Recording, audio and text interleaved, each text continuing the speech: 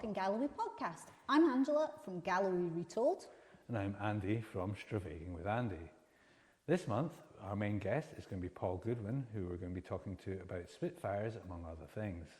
And we've been out and about a bit, talking to McNabb Laurie and Bob Peace.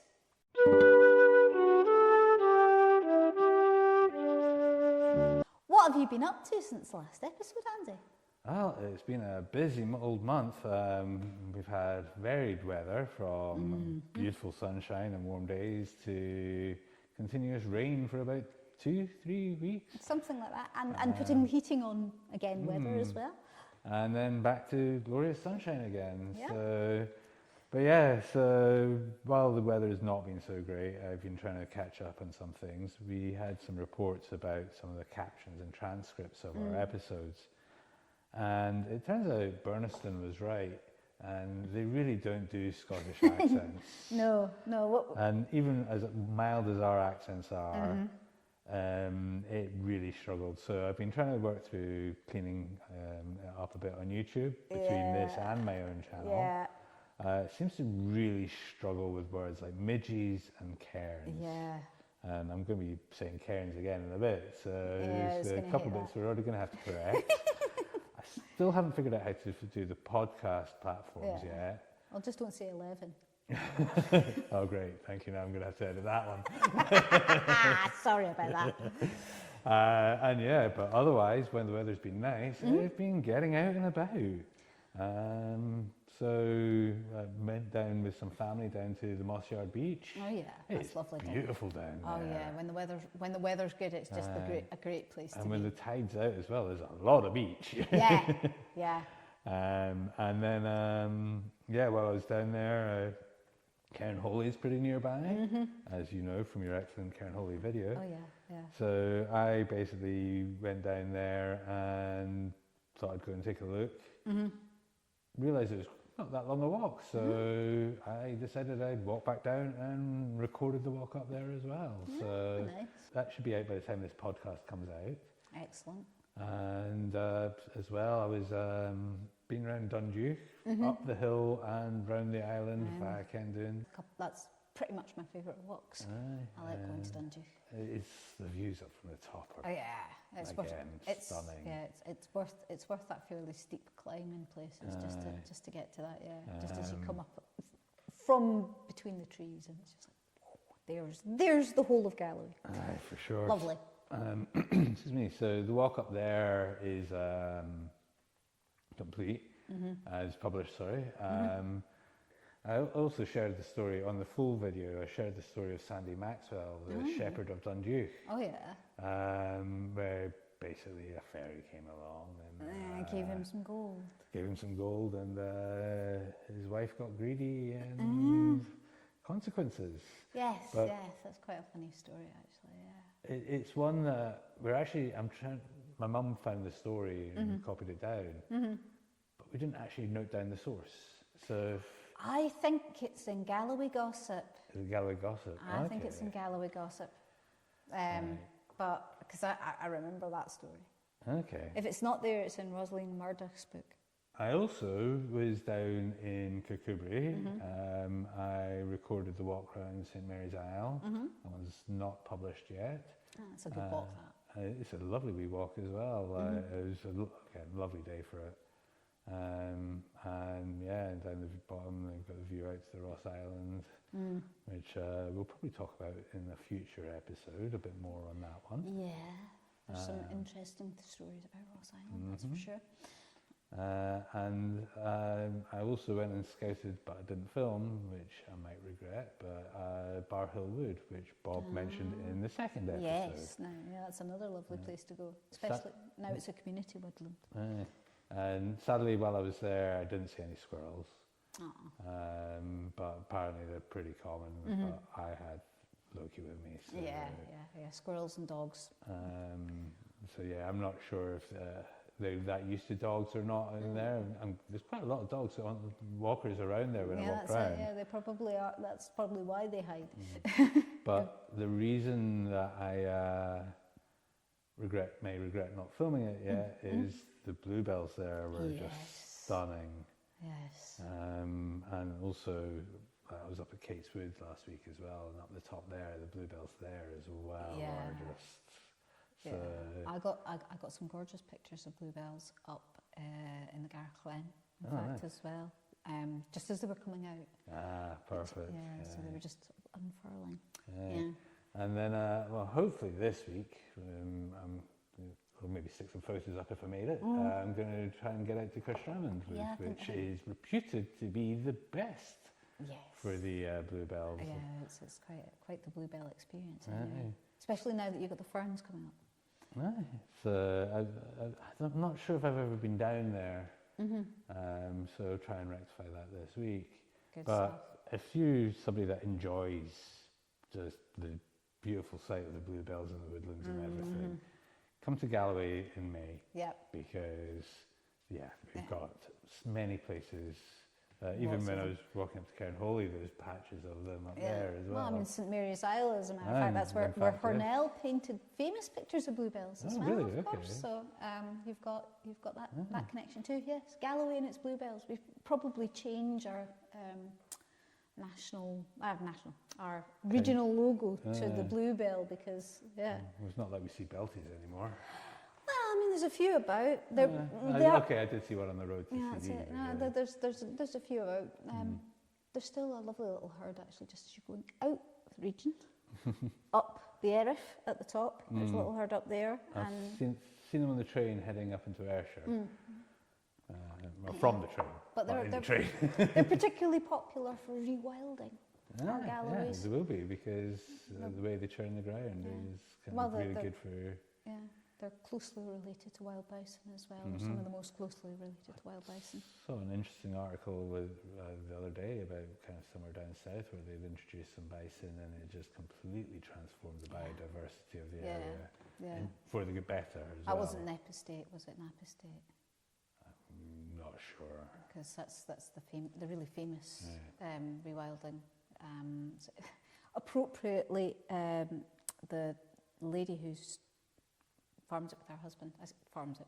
It's a completely rewilded place. Her name is Isabella Tree. And what about yourself? Well, I've not been well. That's why the last podcast was a little bit late, I'm afraid. I had labyrinthitis. Everything was spinning. Couldn't look at a screen. Haven't been able to go out and do anything. Couldn't enjoy the fun, lovely weather that we did have. But I'm recovered now. Great news. Sucks that you had it, so you went through that. So that's a bit of crimping everything. But we'll get there. Summer is a-coming. So definitely. Blue skies are here again. Yeah, that's why they stay for a while. Yeah, indeed. Touch wood.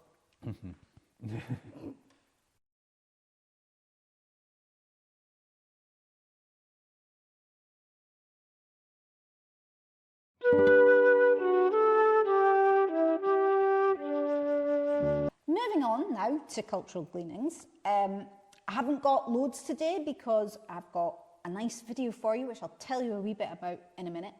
But some highlights in June are there's the Ride Galloway event, which is happening, which is a biker rally across the region being led by Sam Hewkin. There'll be about 200 bikers taking part. They're going to take a route around the region, which will be about 130 miles long, which is pretty good. And it's a loop around Wigtonshire and a loop around the Stewartry. They'll be coming through the village here, as a matter of fact. Wow. Yeah, I think I saw them like around this kind of the Flute kind of region as well. So it's, it looks like quite a journey. Yeah, and it's going to take them about 2 days. It's taking place on the 20th and 21st of June, so watch out for them. It should be good. At Logan Botanic Garden, they're doing an exhibition of the gardens past and present, which should be pretty interesting because Logan Botanic Garden was actually first instituted by Agnes Buchan Hepburn McDougall, which is quite the name. She collected this massive collection of plants there, which are well worth going and have a look at, actually, to be honest. So it should be an interesting exhibition there. There's also the Kirkcudbright Steampunk Weekend.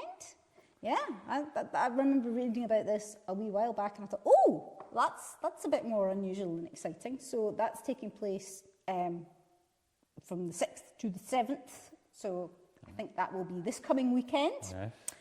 And that's 2 days of events celebrating steampunk culture in Kirkcudbright. And then the following weekend, we've got Kirkcudbright Jazz Festival as well, which is from the 12th to the 14th of June. That happens every year, and lots of jazz artists there. So if that's your bag, that's a good place to go. So, having said all of that, I want to tell you a little bit about the video that I'm just about to roll. D&G Woodlands, a while back, commissioned a statue that will be living up at the top of Waterside Hill here to greet people coming into the village from the Southern Upland Way. And the statue has been doing a tour of the Glenkens this month, just passed in May, before she's actually installed in her final location. And we caught up with McNabb Laurie of D&G Woodlands at Dalry Library when we had her visiting there. So, here you go.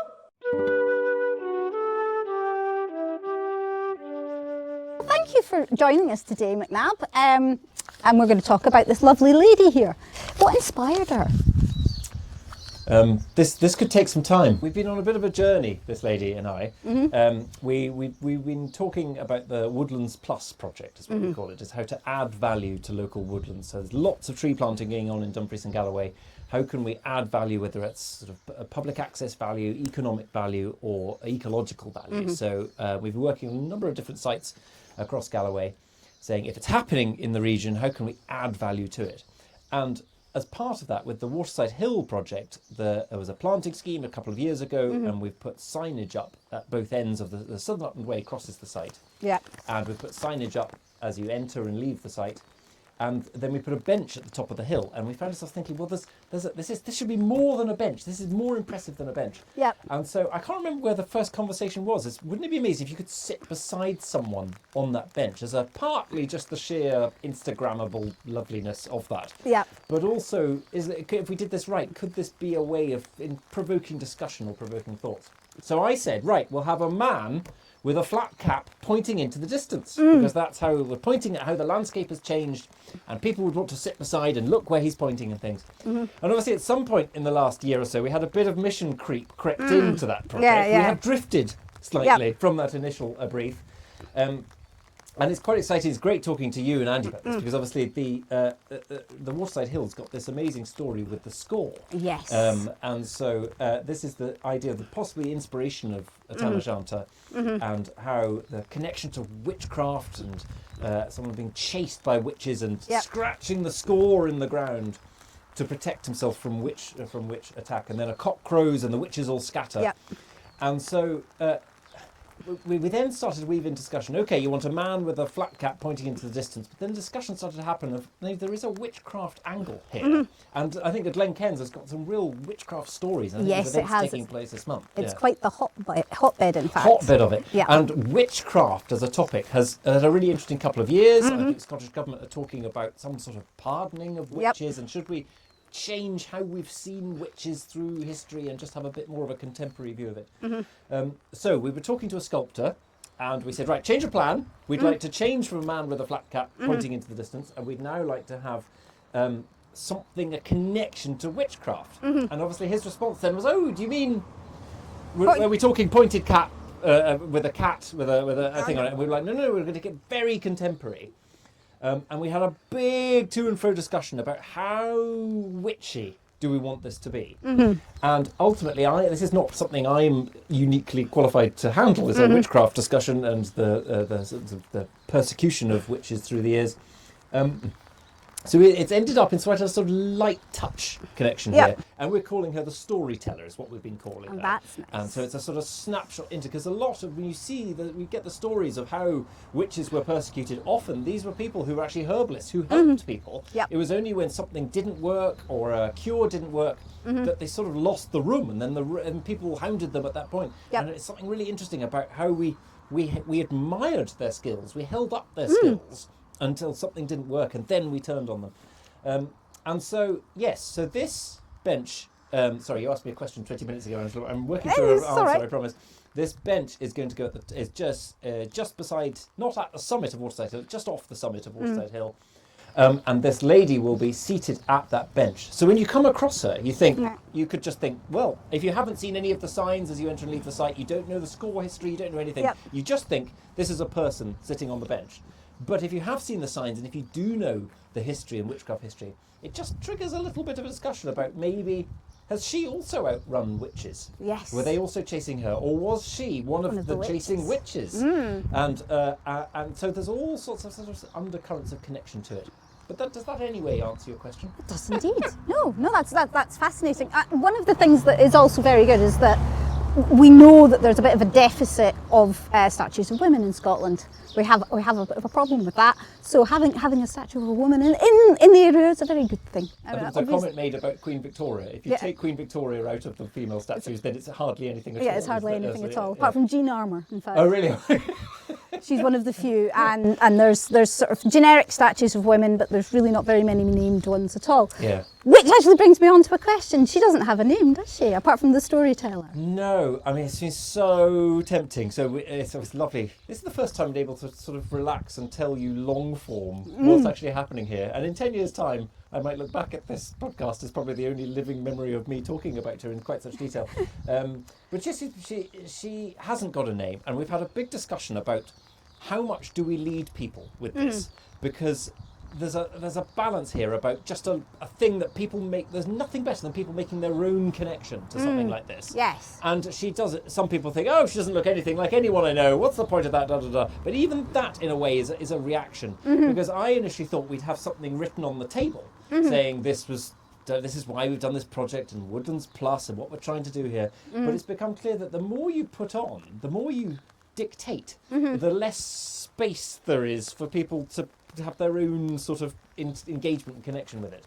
And so with the name, we haven't. I initially was talking about maybe we should do a naming contest or let people name her themselves, or they would end up being Woody McWoodface or whatever would be the ultimate of that, obviously. But I'm trying desperately to resist the urge to say, oh, she has got a name, or there isn't, because she really hasn't. She's all about how you can connect and interact with her. And I love the nod to history and heritage, because some people who are walking the Southern Upland Way No idea. They've no idea at all. There'll just be a thing they sit beside, have the sandwich beside her. But I think locally it'd be quite nice if people start to say, well, it's a nod to this or something. So, Absolutely. No, she hasn't got a name is the short answer. Short but we welcome any if people can name her what they wish.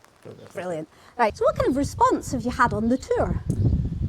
I think it's fair to say we've possibly encouraged every emotion.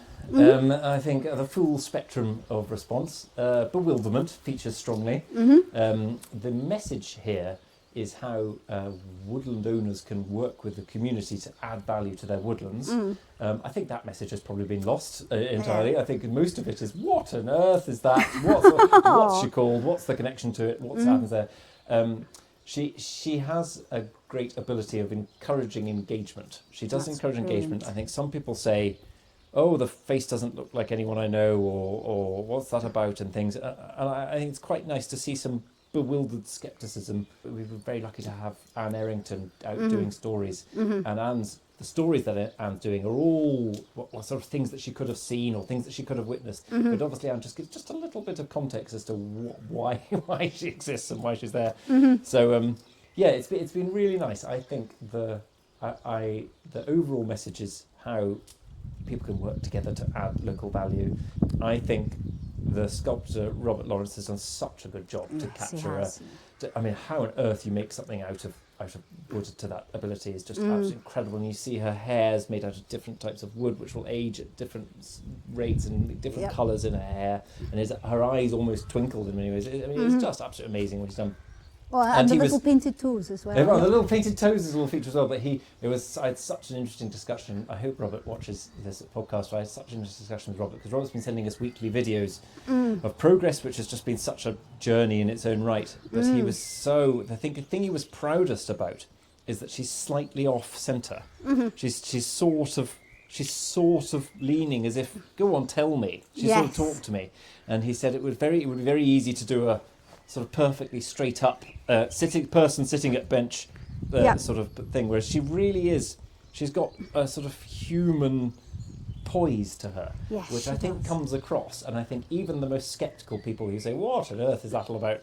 that's a good bench ruined or something like that. But it's even though sceptical people say, well, she's interactable. Yes. I think, yeah. Yes, I'd like to think in the Southern Upland Way is just one of the absolute highlights of Dumfries and Galloway, and I'm hoping the view you get from top of Waterside Hill and the stage it's at of the day. Yes. You've done a big day coming up and over clattering shores and down, and you've got that view over Dalry down the valley. I'd like to think she could become a bit of an icon. feature.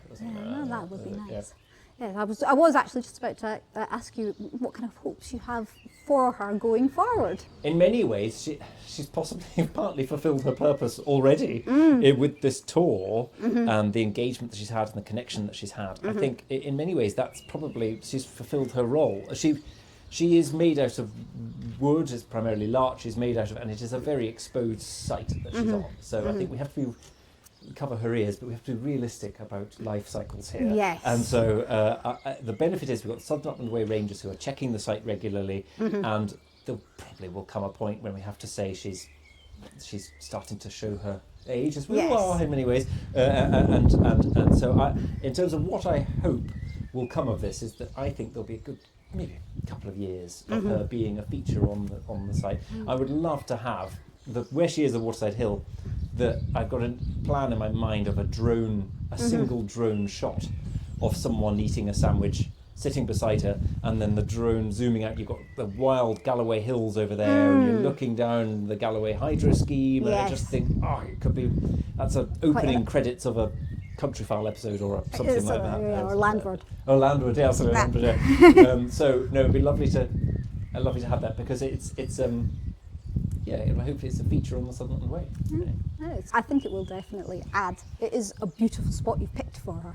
And like you say, it's that kind of a spot where you're slogging your way up the backside of the hill, and then suddenly you and then the end of the section there. At the end of the section, you're being greeted, and here's the village, and you're like, I'm going to stop there for the night, and so it'll be a really very welcoming sight. Yeah. And it'll be interesting to watch her age as well. Yeah, absolutely. Because she will change as she ages. I think so, and she's got. I mean, in terms of the delicate part, she has got some ringlets and things like that. So there is she gets knocked or whatever that is, but it's just something we'll keep an eye on. And I think the way things are at the moment, we need more cheery things like this. And it's not whimsy; it's just cheeriness. It's been a good process to do it, I think. Absolutely. Yes. No, you've got to have your sort of creative and celebratory moments. Yeah, absolutely. Otherwise, the world is one grey sort of pastel colour of grey. There's some colour in it. No, that's it. Absolutely. A massive thanks to the funders of the project, which is Glenkens District Trust, that funded this as part of the Woodlands Plus project. Particular thanks as well to trustees of Earlston Estate, who are the landowners who've rolled with us on our plans. Southern Upland Way Rangers, who have helped us get the bench up there, helping us get her up there, and we'll keep an eye on her. And just everyone that's fed in over the last 18 months or so into this, because nothing else. I think we've raised the profile of the score, and the stories connected to it, I think that's been worth doing. Yeah, absolutely. I was struck with the Galloway Hydro Scheme, 1930s, whenever it was built, and when it was being mapped out, you think of these almost Victorian engineers with tall hats walking around saying, "Flood that, move those houses, flood that," and things. And I think the connection I have with her is before all of that. She lived her entire life in Galloway. She never left Galloway. Not even left Galloway. She never even left the Glenkens, probably. And it speaks of a time that people were much more rooted in a place. I think now everything's so global, and you can buy strawberries in January and nothing matters anymore and stuff. Whereas I think she's much more plugged into seasons and Glenkens, and she might have never been as further than Carsfairn in her entire life. And the tour that she's done probably resembles the life travel of some people. Really, is I live in the Glenkens. Why do I ever leave the Glenkens? I mean, it's. I think that's one thing that strikes me is how we're never really rooted as much nowadays as people used to be. So you talked about the videos that Robert sent you. Is there any plan at all to get them up online so people can see kind of progress? I mean, Robert wouldn't mind me saying this, but we're talking about hours of footage. So we need editing down. And there was It was lovely. There was a big discussion about arm position and elbow, and I mean, it has just been. Robert's been just incredible. It's been an interesting story because Robert's he's a Biosphere certified business over in Ayrshire, and it's an interesting story about how you can carry a client, which I suppose is probably a client, on a journey of that. Because every week he sent a video. Some weeks he said, "I don't need any reply from this. Just to let you know, this is what I'm doing this week."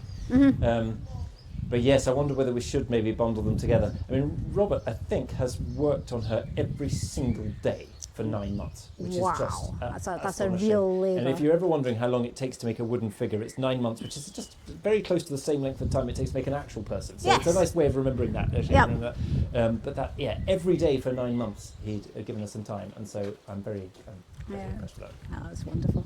We've done this sculpture as part of the Woodlands Plus project. It's all about adding local value to woodlands, and Dumfries and Galloway is a really important place for the UK's timber industry at the moment, and lots of trees being planted.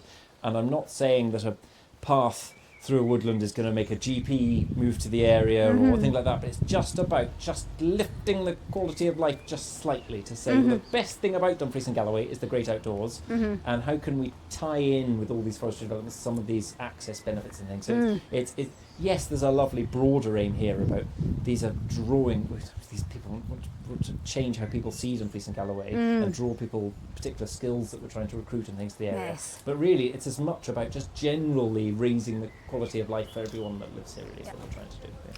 I think when you have a bit of art and a bit of something to interact with like that, it does make a big difference. Yeah, I mean, it's like with all the murals in Glasgow, for example, just that art just makes the city a pleasanter place. It's so risky art because you see it being done incredibly expensively and wrongly and stuff like that. But it can, when it works, God, it's nothing like it. Absolutely. Yeah, that's it, exactly. Definitely agree. Thank you very much, McNabb. That was really, really, really interesting. And we're quite looking forward to her being installed as well.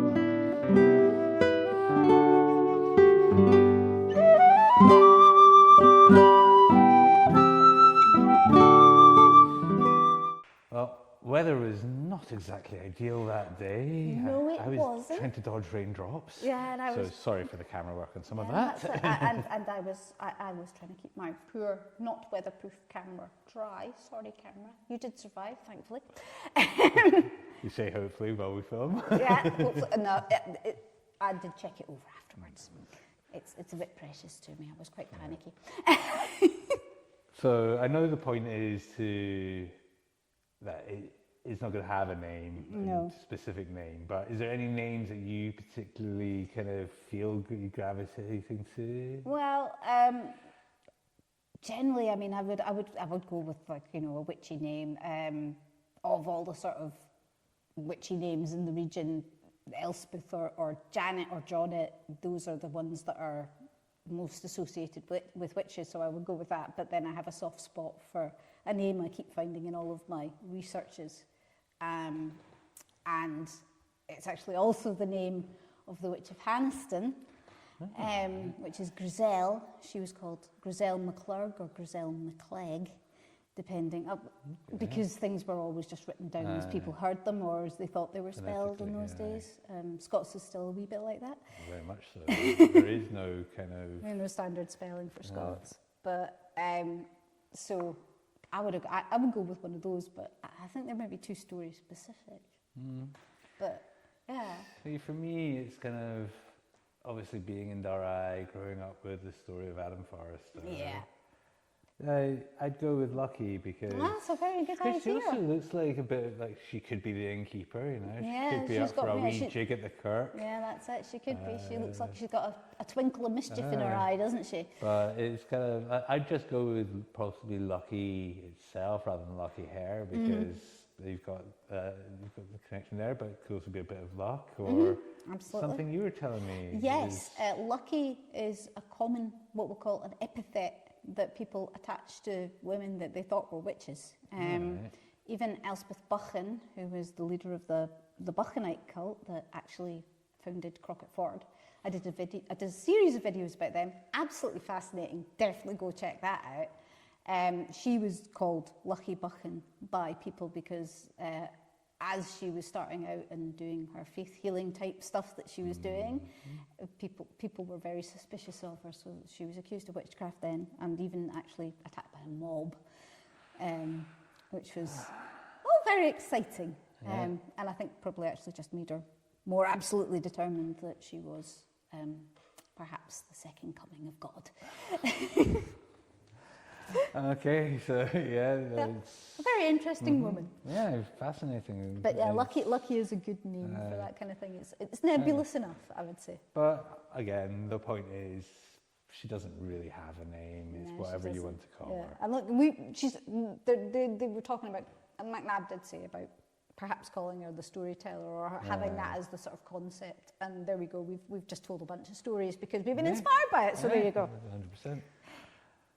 If you have any events or anything that you would like to get in touch with us about for Cultural Gleanings, or in fact anything that you'd like to get in touch with us for our segment concerning Corpaths as well, just get in touch with us through our email address at talkinggallowaypodcast@protonmail.com.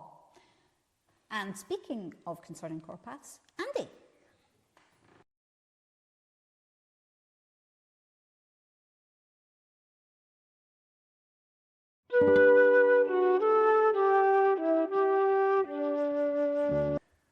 Alicia contacted us about the boardwalk over in the Gareth Glen, connected to the Southern Upland Way in a previous section.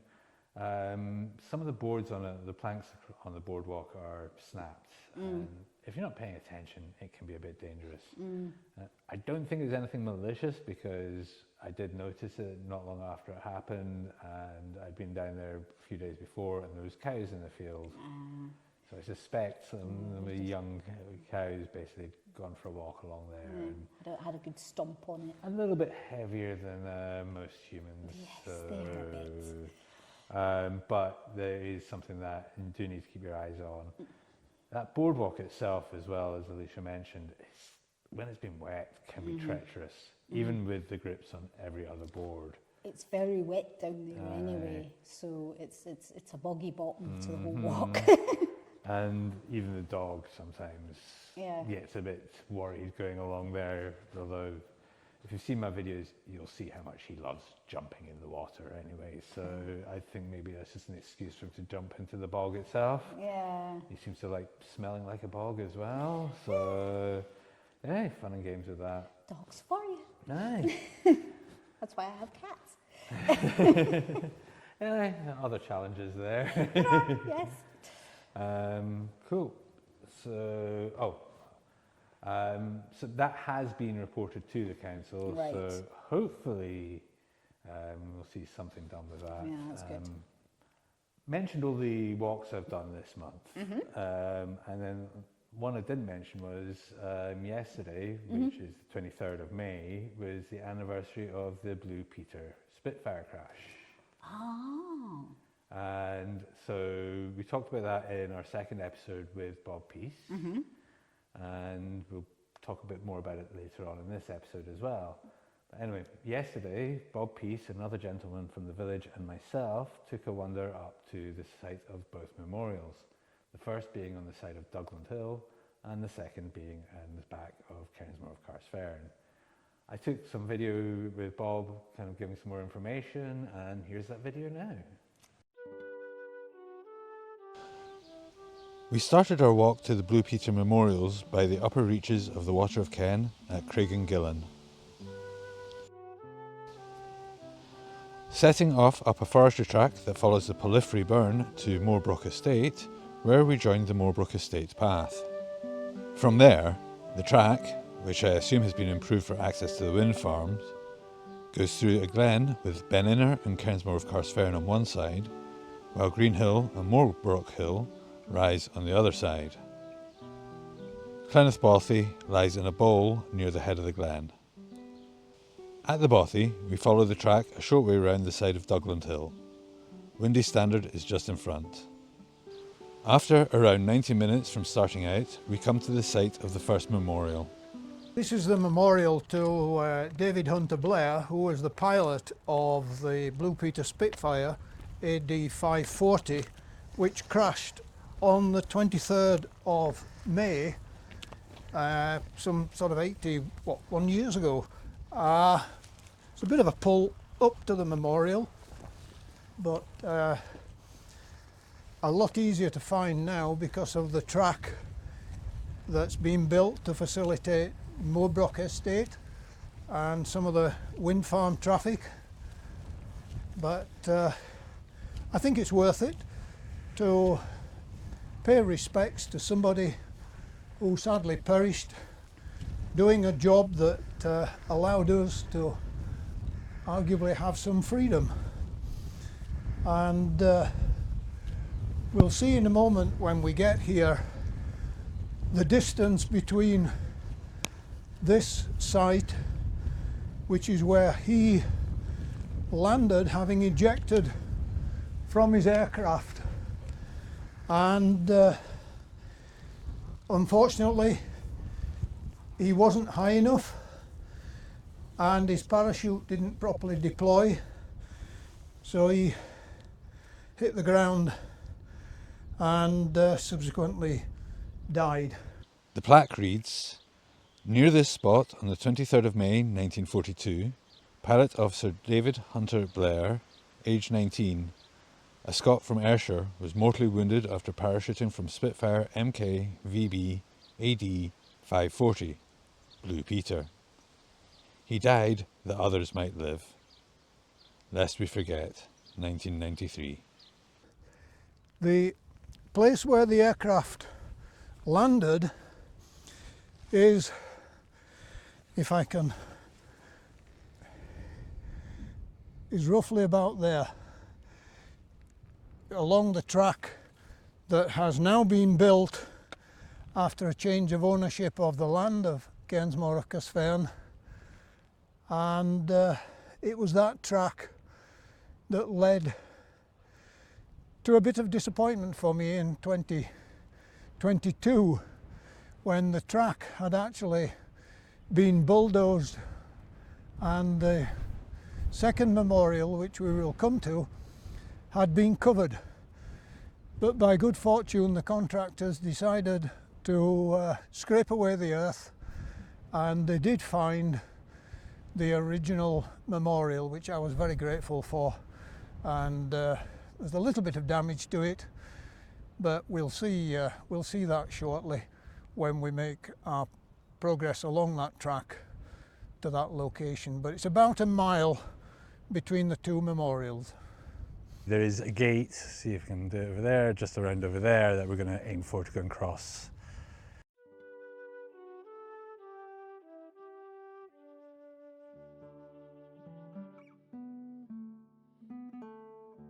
We then returned to the bothy, where we had a quick lunch before splashing across the Bowburn, and eventually finding the gate through the deer fence. This allowed us to join the track, which starts at the Green Well of Scotland, just north of Carstfern. We followed it round the back of Cairnsmore of Carstfern to the second memorial. So here we are at the site of the crashed aircraft, and you can see the memorial stone. The second plaque reads, "Near this spot on the 23rd of May 1942, Spitfire Mk VB AD 540, Blue Peter, crashed whilst on convoy duty in the Clyde Estuary. Pilot Officer David Hunter Blair being killed in the accident. The aircraft lay hidden for 51 years to the day it crashed until discovered by Ralph Davidson of the DGAG on the 23rd of May 1993. And this ancient little cross and knitted poppy I put up here on the 80th anniversary, which was just after it had been sort of recovered, and it's good to see that the scratch marks that were on the metal plaque here have now eroded with the passage of time, and you can no longer see them. But if I turn around behind me, you can see where the track junction is on the face of the hill, and if you go up the slope of the track, and then where the light patch of vegetation is just uphill from the track, that's where the pilot, David Hunter Blair, where he landed, and this is where the aircraft landed. And at the time it was actually buried. I'm not quite sure why it was buried. Perhaps it was carrying some sensitive material that they didn't want to become taken by the so-called enemy. And it was finally recovered 51 years to the day. So in 1993, 23rd of May 1993, it was recovered principally by Ralph Davidson, and a lot of that wreckage was subsequently taken to the Aviation Museum at Heath Hall, Dumfries, although I believe that it no longer is in that museum. It was taken to an enthusiast who restored Spitfires, and the story seems to have got lost on the internet. So I apologise for not being able to fill in the exact details as to its location at the moment. But this is where it landed, and of course the connection between its name of Blue Peter, which was nothing to do with the skull and crossbones flag. It was the name of a racehorse, and at the time some well-meaning ladies raised funds, and they gave names of Spitfires down in England to various Spitfires, and this one was named Blue Peter. And of course the Blue Peter programme that some older members might appreciate got an interest in the recovery, and they came and filmed that, and that is available. The programme that covered it is available on YouTube. So if you're interested in that, you can sort of put into YouTube the, I don't know, Blue Peter Spitfire, and you probably come up with the answer. But it's well worth looking at if you're interested in the whole story of this. But we're now going to be surrounded with trees, and I'm not sure how long this track will remain. It's certainly deteriorating with the ravages of nature. It's nothing like it was a couple of years ago when I came along here, and the horizon is changing with wind farms. It's just a change of the times.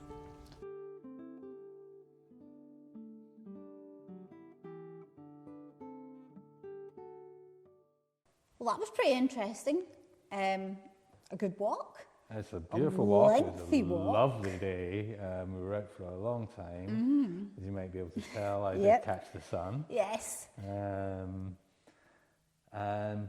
But so from there we actually carried on down, apropos of today's episode where we were talking about plane crashes in the region with Paul. We carried on a bit further down. Paul does mention this one in his book, which was a Blenheim Mark IV, registration P4848, which crashed in 1939 on the side of Ben Inner. Sadly, the pilot, Kenneth Norman Masters Ayers, died on the site. He's buried over at Stranraer Glebe. Here's some clips from that, from Bob and I at the site yesterday. It was a challenge, as we mentioned there, to find the wreckage. Yeah. The crash site lies in a field on the side of Ben Inner. We were able to find the remains of the fuselage and some of the landing gear. And a bit away, standing proud, so not sure why we struggled to spot it, was one of the Merlin engines from the plane. One thing I would like to add is, as I mentioned, the pilot did die there. A lot of these crash sites are considered war graves, and you should never pick up, move the equipment or anything like that. Definitely don't take it home. When I got home, I actually did a wee bit more research, and the flight itself, and it's also mentioned in Paul's book, was basically flying from RAF Perth and Scone down to St Athan in Cardiff on a special mission, possibly moving experimental equipment. It was part of a group of planes. Right. But the others all made it fine, but this one was lost. Right, yeah. We also, like, one of the parts that's there, as we mentioned in the video, is this large engine block. Oh.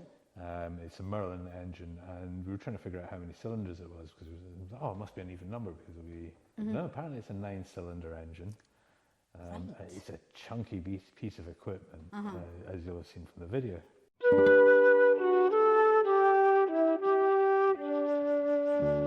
Following on from that, we spoke to Paul Goodwin earlier this year.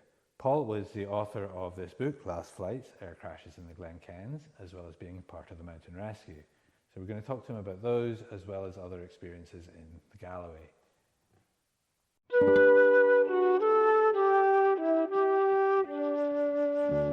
We'd like to welcome Paul Goodwin to the podcast. Welcome, Paul. Welcome. Let's start with some nice, easy questions just to get us all warmed up. Do you want to tell us about your first impressions of Galloway? Well, it's probably not as far back as you might think. I didn't really know anything much about Galloway, or even what Galloway was, until my late wife and I decided to move to the area. We sold up down south and moved into Dumfries. This was 2006, into rented accommodation while we hunted around. We found Kirkcudbright, and then we spread our wings further, and we eventually found and fell in love with St John's Down and Galloway. Yes, well, good choice. I normally refer to it as the gloriously named St John's. It is quite a glorious name. It's maybe a little bit overblown for such a small village, but obviously the name's got a lot of history to do with the Knights of St John. But you said my earliest memory. I can go back 1,000 years before that. Yeah. People often ask me why I settled in this area. Yeah. And I didn't really know. I just sort of fell in love with the place. But a few years ago I was doing researching my family history. Oh, yeah. And then I found one obscure female line, got a female line and all the rest of it. And eventually I got back into the realm of the great and the good. And found I was descended from Roland of Galloway. Oh, well, there you go. So you're actually a Galloway native. It must be in the genes. Yeah, that's it. Yeah. Go on. So I was going to say, like, obviously you've not been here that long, but I know you've been quite heavily involved in the area. Can you tell us a bit about your life and work experience in Galloway?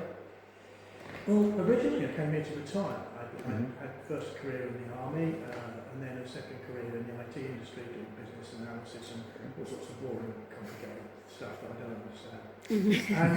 And I came here and I thought I'll just do a bit of job in gardening. So after we bought the house and settled in, I just went around doing a bit of gardening here and there for my own interest, and not necessarily for the money. Then this job came up at the school, and they said, I want somebody from IT in the school. I said, no, I'm not really interested. I don't want a full-time job. This is only part-time.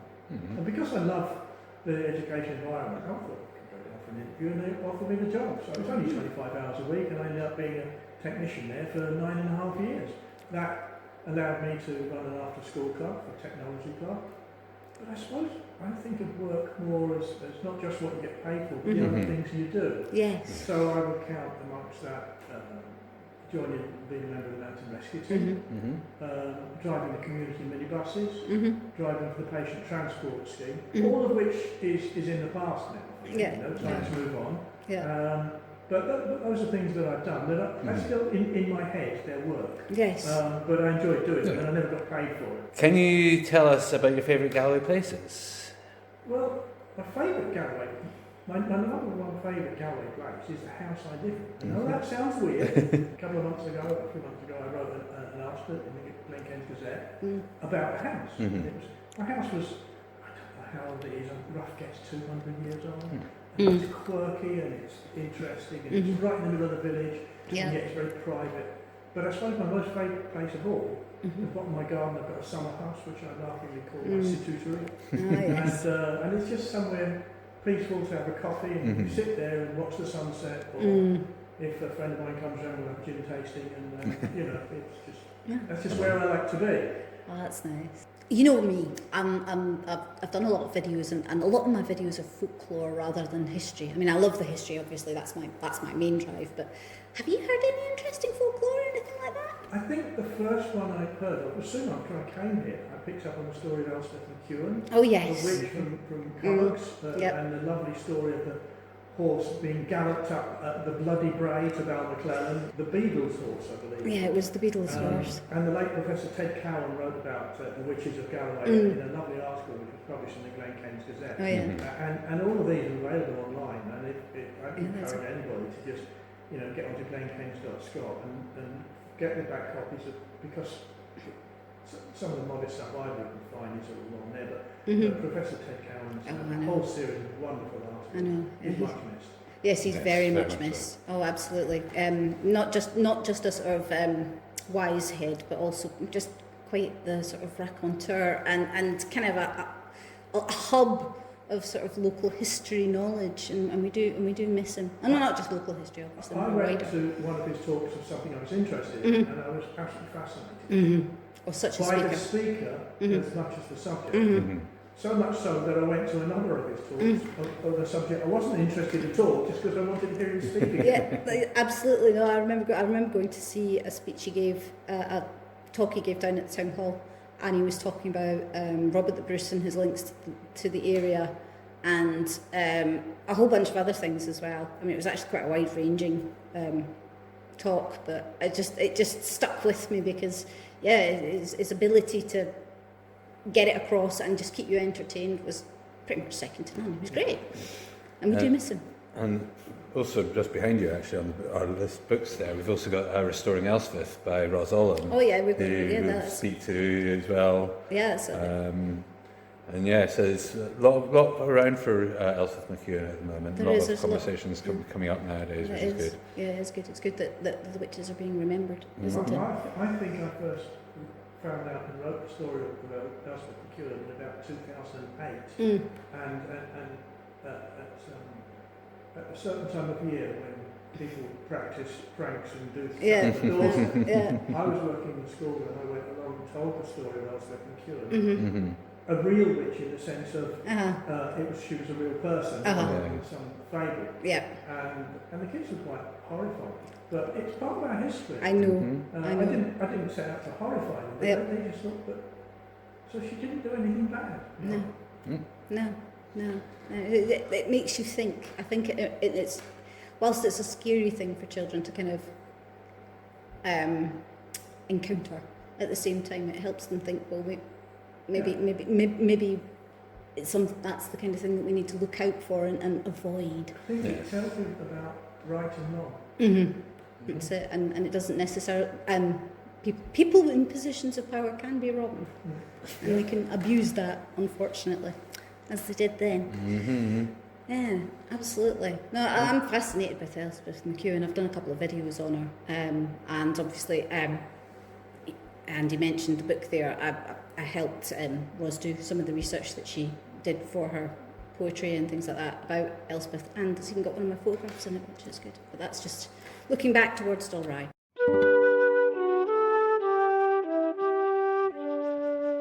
I know you've done some pretty extensive research on the local war memorials here in the Glenkens, and I have your book about air crashes in the library. It's a very informative read. Do you want to tell us a bit about your background and why that ties into your interest in these particular areas of history?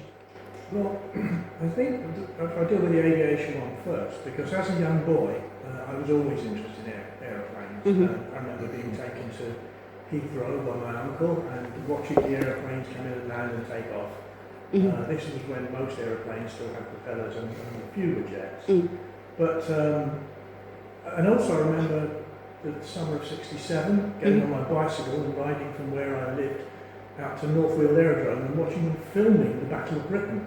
With Spitfires and Messerschmitts flying around and getting burnt and so on. So I've always had an interest. And later on in my life, my IT career, I was interested particularly in how people make mistakes and how you can engineer mistakes out of it. So from that I got an interest and made a study of the history of air accident investigation, because it's through this that people have realised how errors can be engineered out of something. How you could have good design, you could avoid an awful lot of mistakes. In our second episode, we spoke to Bob Peace about the Blue Peter and kind of going into the setting up the memorials up there and finding it again after the forestry lot went and covered it up.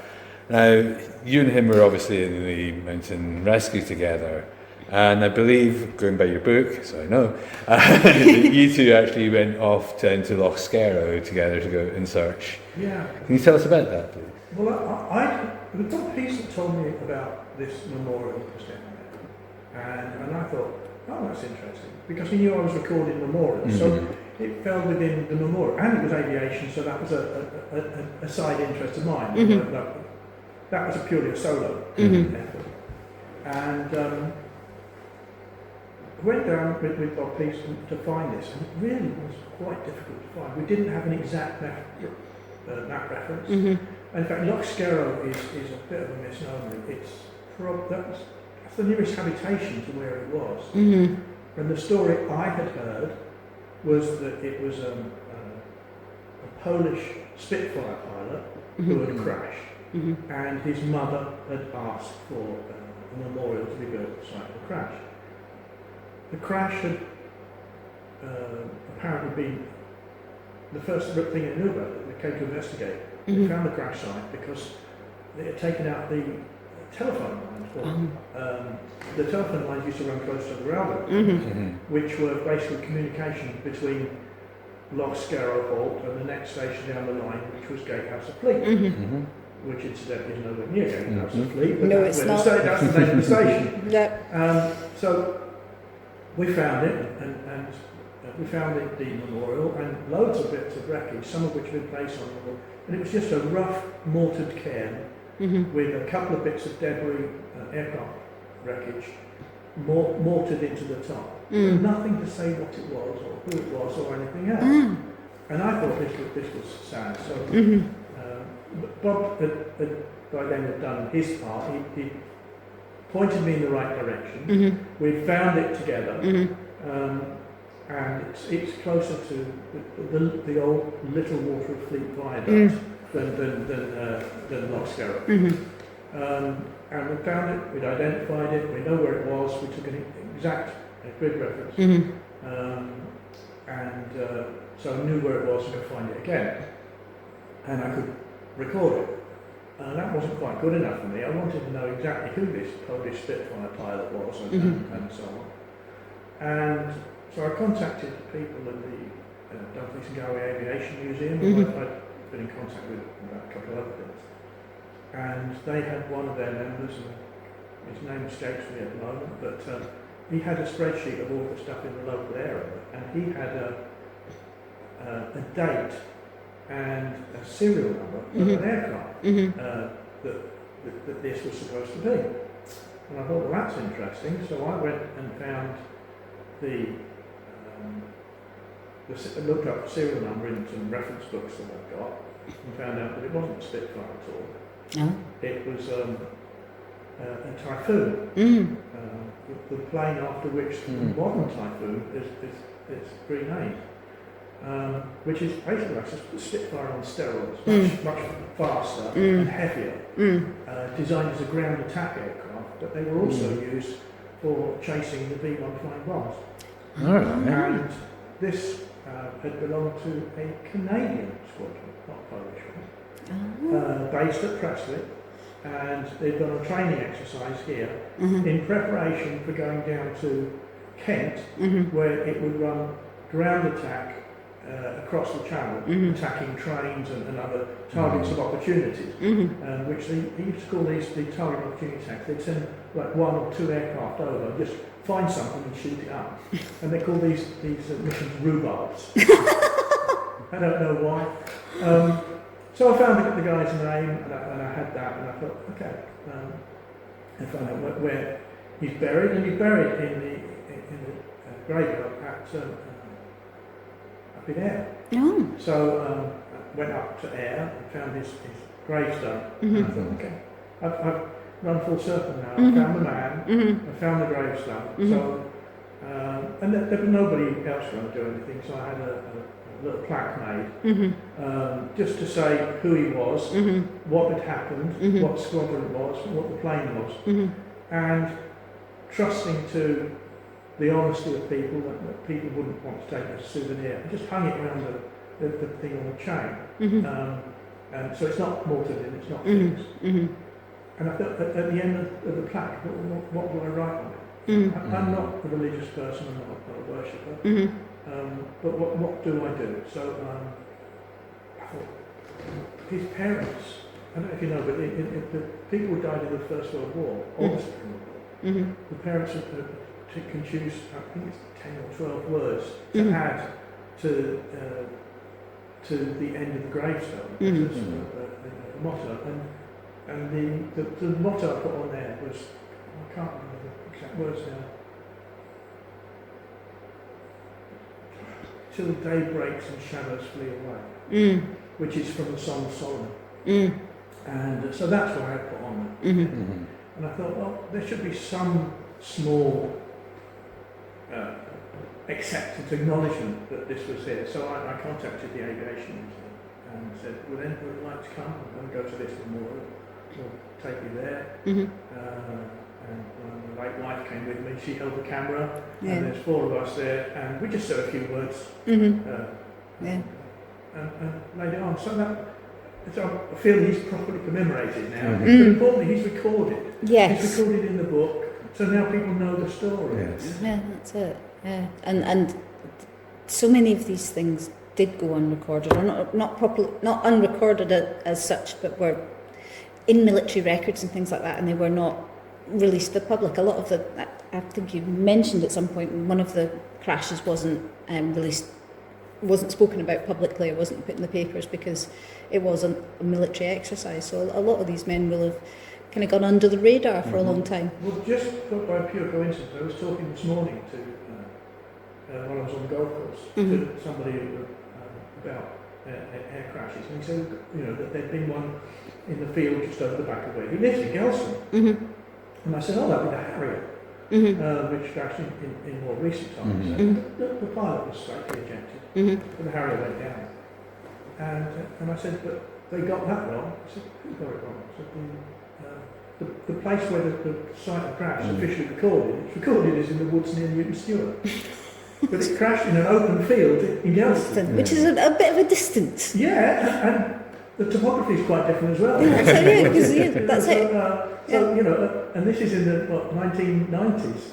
So we're still getting it wrong. Oh no, that's quite bad actually. Yes, but I suppose. No, I'm not going to make excuses for that. No, I don't think it's possible for that. No, I don't think so. This is the completely other side of the region.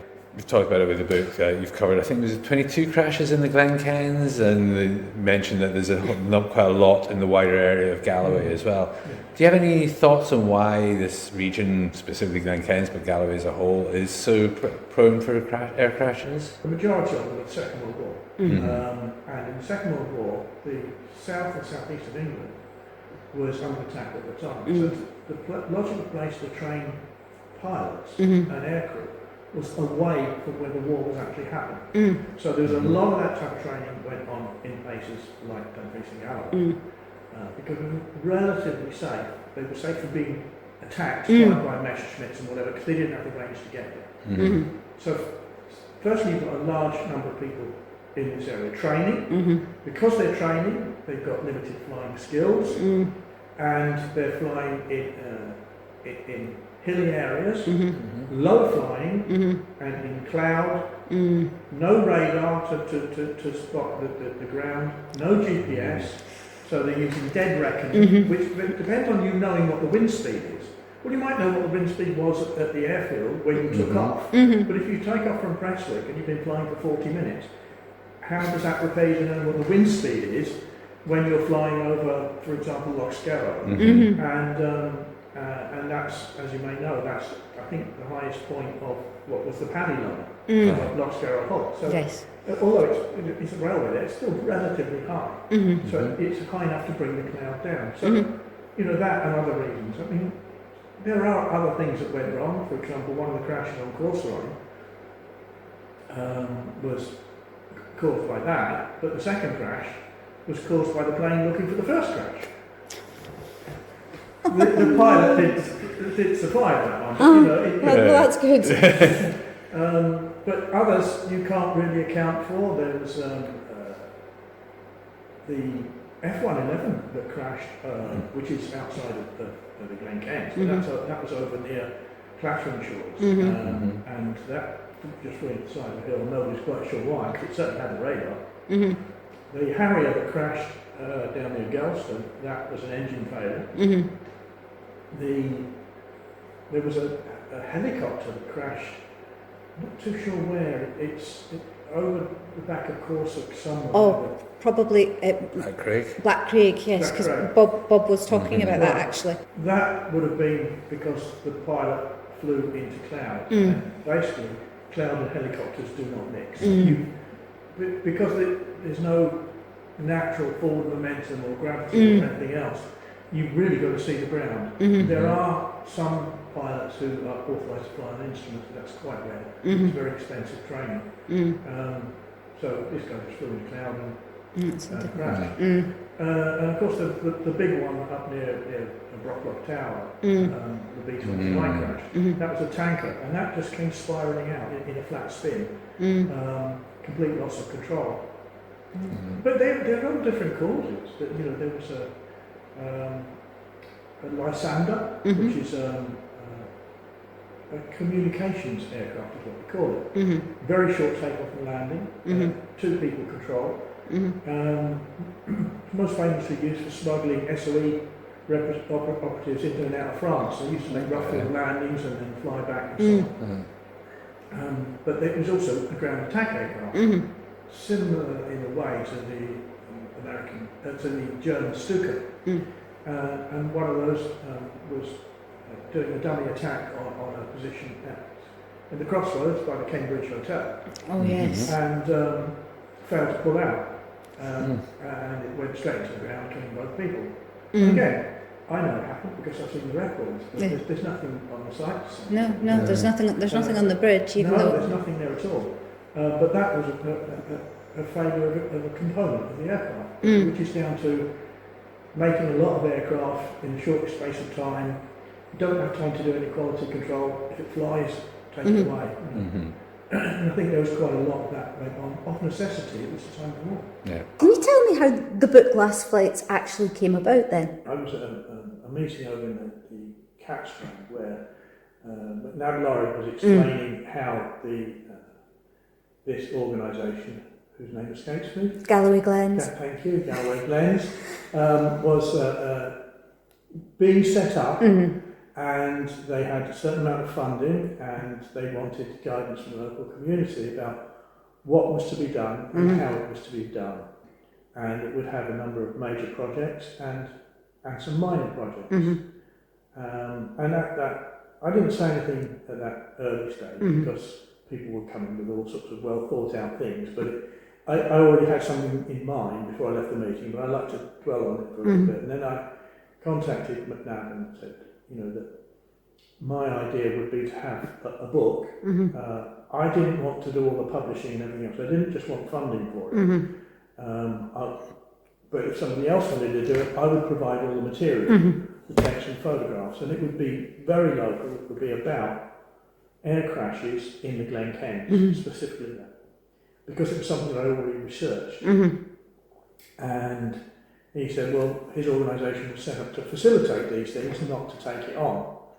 So we left that for a couple of years, with me still saying, and then he came back to me a while later and said, we're still thinking about that, but by then other people had come in with ideas of other books, which would be part of a series. So that's how it came about. As most of the research I'd already done, all I needed was to assemble it, put it into something that fitted the pattern of the other books, and make it into, rather than a learned tome, more something that was approachable and readable by anybody with a passing interest. And that's what I gave them, and the booklet is how it came up. And there's the photographs in there, the research that I've done. I already had a map which I've used in talks that I've given on the subject, which was basically a chopped about ordnance survey map. It covered, I think it was Glenkens north and south, and then a bit of something else. I had to get a pair of scissors and some sellotape and butcher 3 ordered survey maps to get what I wanted. Found a nice big board and mounted it all on there. And then using the old-fashioned map pins and nice brightly coloured wool, some little photographs to show where these accidents happened and something about the planes and so on. And I kept that around for a little bit while, and photographs of the relevant sections of that appear in the book.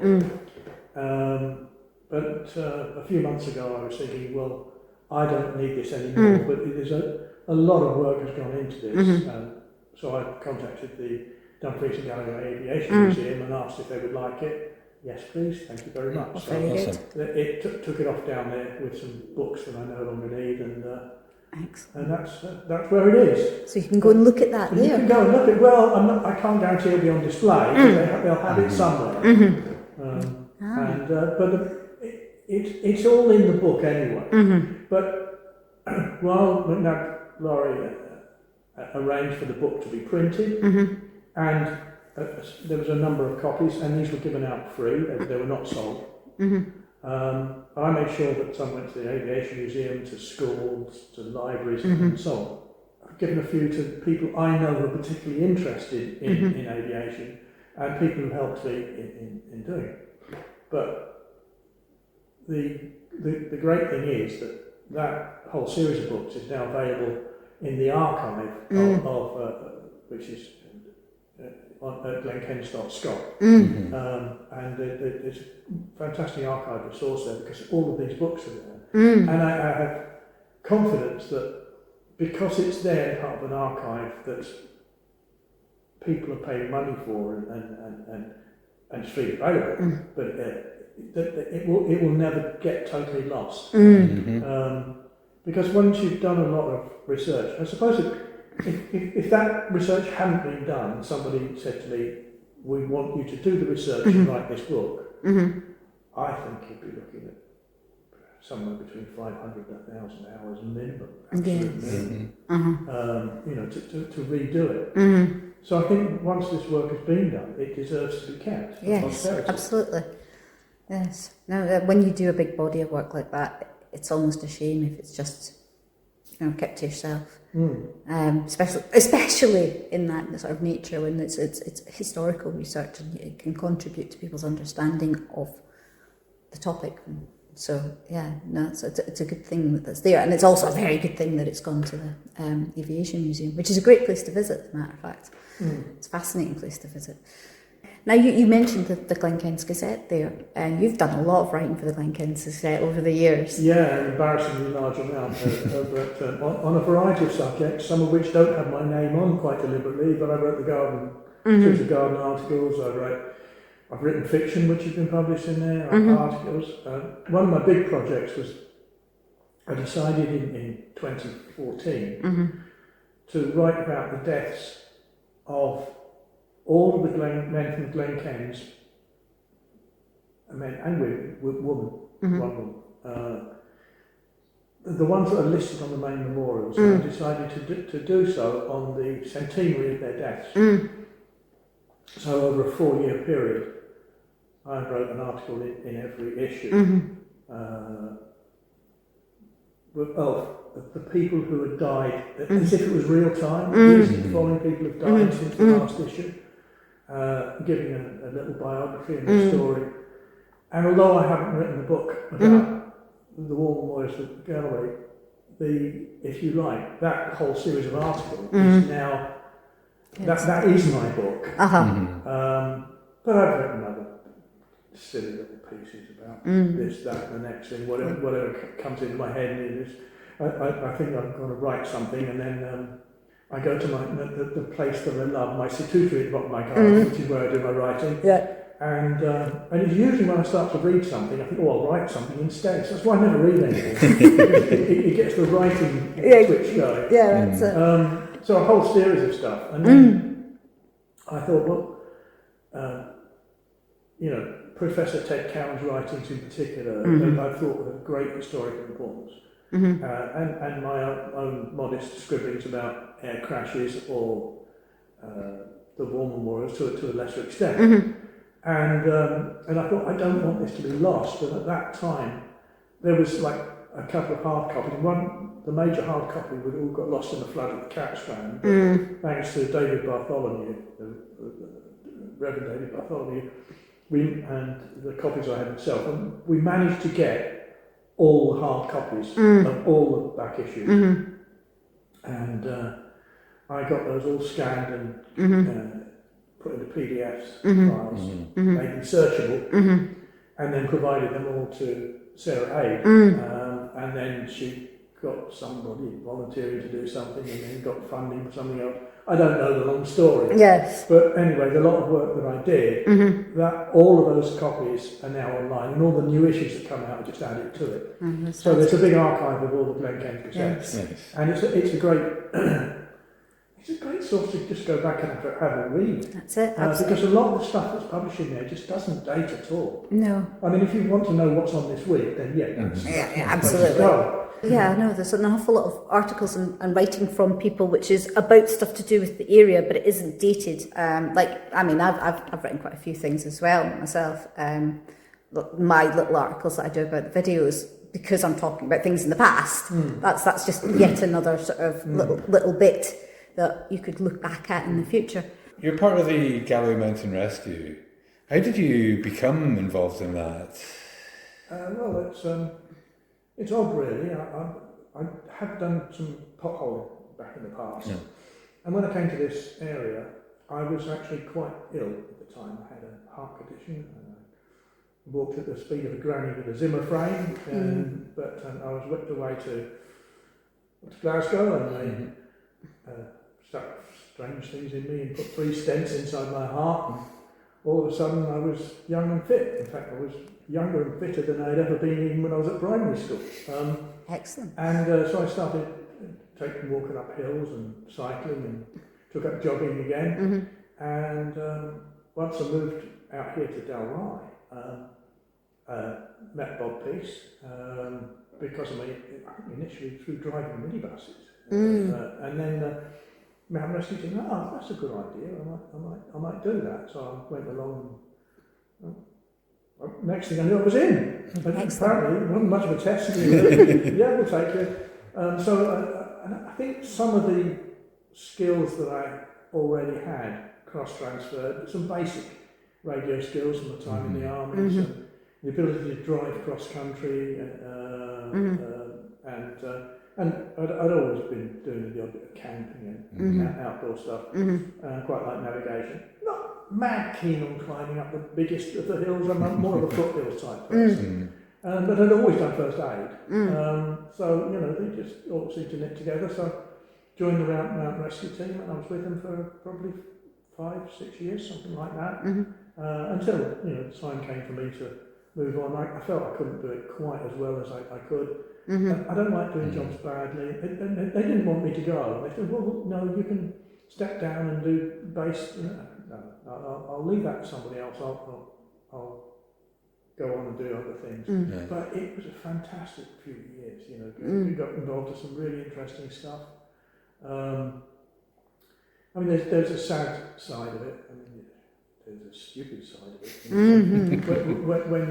When somebody says, somebody comes on the mobile phone and says, we're lost in Forest Estate, can somebody help us, to navigate down? We've lost our torches or don't know what the story was. He said, well, what's nearby? What can you tell us? And she said, oh, nothing, just the last thing I saw was a Forestry Commission sign. I thought you said you were in Forest Estate. I said, here we are. No, you're not. You've got a Forestry Commission sign. And they'd come down the wrong valley entirely. They were closer to Colmaddy than Forest Estate. And there was another time we were out on an exercise, I think it was February, and there was a bit of snow and patchy, and sleet weather and snow on the ground. And so we've been doing an exercise on the Merrick, and there were 3, I think it was 3, young men, sort of 18, 20 years old, coming down the hill towards us, one rucksack between the 3 of them, not very much in it, probably just their lunch. One of them was wearing trainers at least.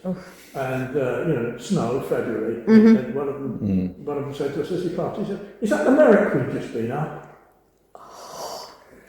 Oh no! I don't. Funny things you remember. Yeah, that's it. Yeah. If anybody who's watching this is at all interested, I'd say give them a try. Ask to go out on a training exercise with them. Just don't go and have a chat with them and see what it's like, because you get a real sense of satisfaction sometimes. Something enjoyable to do. Yes. It's that helping people thing. Yeah, that's it. And being able to help people in circumstances that nobody else really can, because between you have that expertise as well. Yeah. It'd be quite satisfying. You can see that, absolutely.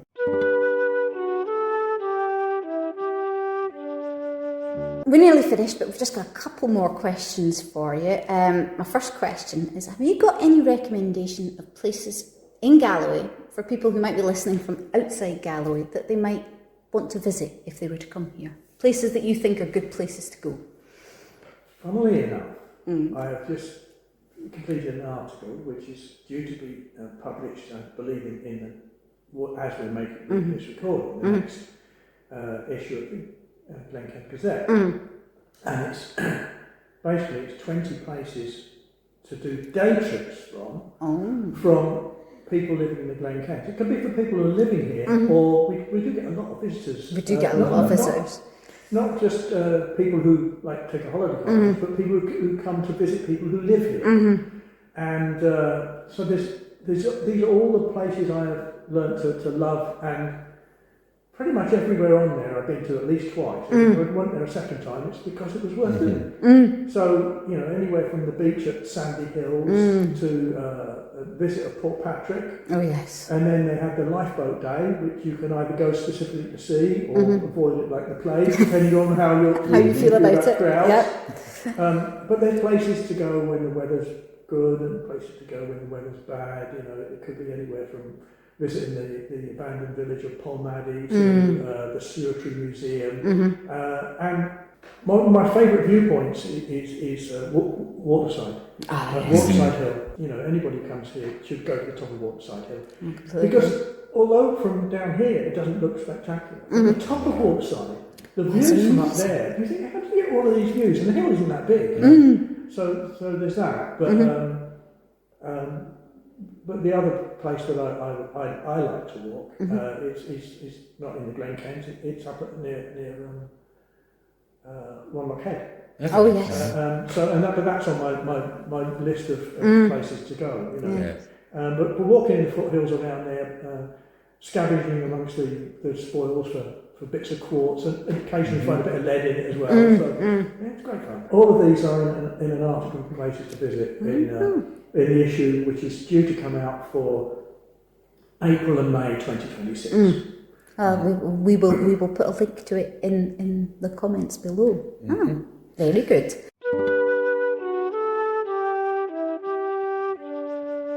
Is there a wee Galloway mystery that listeners or viewers might actually be able to solve for you, do you think? Is there anything that you've, in all your researches and everything, is there something that you've just never been able to wrap up? There's one thing that's really bugged me since I heard about it. I have to go back in time and tell you a little story here, because in the First World War, there was an idea that deserters had to have the most severe punishment, and the punishment was death by firing squad. And not just for desertion, but for cowardice and various other offences, but in particular desertion. And I'm just going to check my notes here for a moment. And there was quite a number of these people. And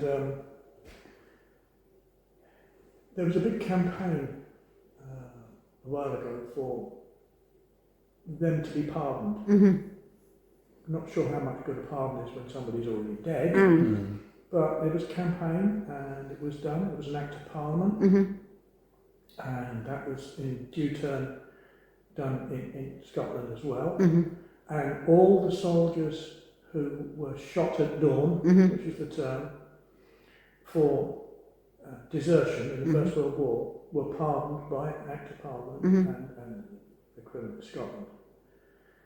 And many of these people have now had their names added to local war memorials because they were a disgrace. They were dishonoured their family. They didn't receive war medals. They didn't have a war grave. But they had an anonymous grave, and there were lots of things to do with that. There was a grant given to widows, and that wasn't paid out either. So it was a great disgrace, and understandably, in the mood of the time, people chose to forget about them. I have heard of, but no evidence, that some families even change the family name to not be associated. The first soldier to be shot at dawn for desertion was a man called Joseph Byers. He was charged with desertion. When he was found wandering behind the lines, he said he'd gone for water and got lost. He was charged with desertion, and for whatever reason, he pled guilty. Because he pled guilty, he was not given any legal representation or advised whether he should plead guilty or not, but he pled guilty. Because he pled guilty, there was no trial. So because he pled guilty, all they did was took him out and shot him. Yes. Oh. He was 19 years old. Oh. And unfortunately, in the Second World War, all of the service records, or many of the service records, were destroyed in the Blitz. So his service record has not survived. We know what regiment he served with. We know his name was Joseph Byers. We know, because he left a will with only about 6 words in it, and he left all his possessions to his sister Nellie Murray, Miss Nellie Murray. Now the fact that it was Miss and Murray tells me that there's a paternity thing likely going on here. If her surname was Murray and his was Byers, what was the real story? Was she a sister or a half-sister? And we know it's Scotland. I should point out that he was the first but only man to be allowed to plead guilty. Once he pled guilty, they changed the rules and said if you're charged with a capital offence, an entry of not guilty will be entered. In order that there is then a trial, and you'll have legal representation. So he is unique in the United Kingdom, not just Scotland, in being the only one. I have a suspicion that he was from Dumfries and Galloway. Right. Where, why, and it's purely, I don't know, but lots of people have looked in this area, but we've never found him. But both the names Byers and Murray are relatively common in this area compared with other areas. For the regiment he was in, he served in the Royal Scots. Lots of stuff can be found about him, but only it all comes down to what I've just told you. There isn't anything else. Because it all was destroyed in the Blitz. But we would love to find out who he was, where he was. There is some suspicion that a man somewhere near Kirkcudbright might have been him. For a long time it was thought that it was a man from Dumfries. But of course, if you're looking for somebody who was killed during the war, in order to prove the person that you think it is the person, you have to look after the war. And unfortunately, the Joseph Byers that we found in Dumfries became a doctor after the war. Yes. So not that's the same guy at all. not the same guy. No. But, if somebody knows of somebody, and I think there might be some family must have this in the past, and we would like to. I say the military history community would like to honour this man. We'd like to have him, acknowledge the evil that was done. Although he's had a royal pardon, but it just have his name on the local war memorial would be a thing. So if I could find that that one person. And I've tried and tried. Yeah, that's it. I Well, have to meet somebody better than me. yeah, absolutely. Well, if you know anything, anybody out there, you can get in touch with us here.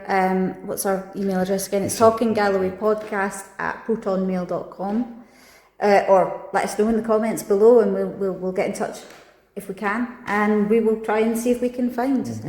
What did you Joseph Byers. Joseph Byers, or his sister.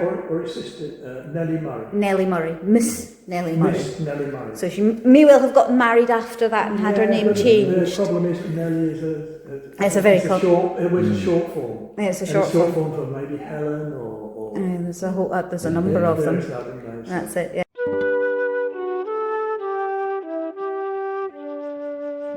Well, that was a pretty fascinating episode. It was really good to talk to Paul then. And tied in really nicely with the walk you went on, as a matter of fact. So, all good.